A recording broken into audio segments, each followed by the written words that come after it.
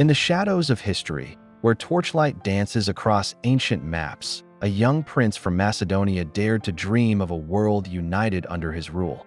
This was not just a fleeting ambition, it was a prophecy waiting to be fulfilled. From a young age, Alexander looked toward the distant horizon, not with the eyes of a boy, but with the gaze of a future conqueror, a man destined to reshape the known world.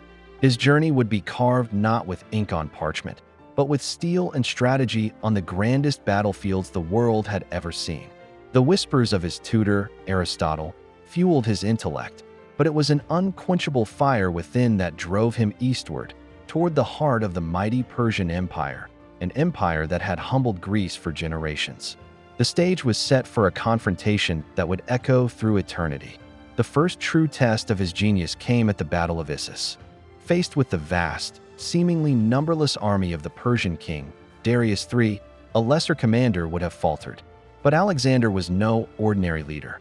In a maneuver of breathtaking audacity, he led his elite companion cavalry in a direct, thunderous charge aimed at the very center of the Persian line, straight for Darius himself.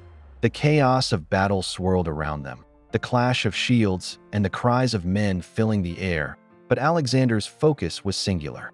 In a moment that sealed his fate, Darius turned his chariot and fled the field in a desperate panic, his flight a signal for his magnificent army to crumble into a disorganized rout. The great king of Persia had been humbled, and Alexander's legend began to take shape.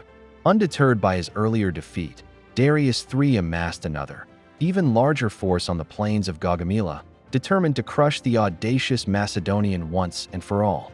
This was to be the decisive battle for Asia.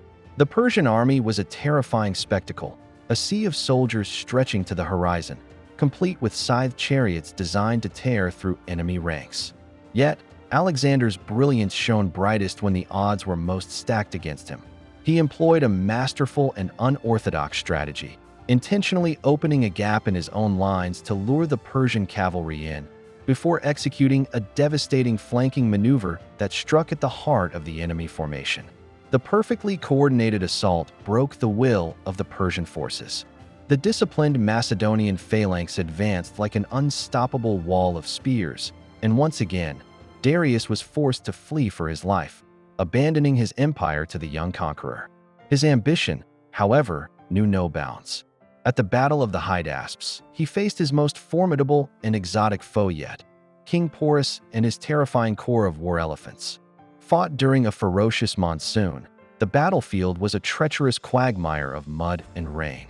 The towering elephants, like living fortresses, crashed through the Macedonian ranks, their trumpeting calls a sound of primal dread.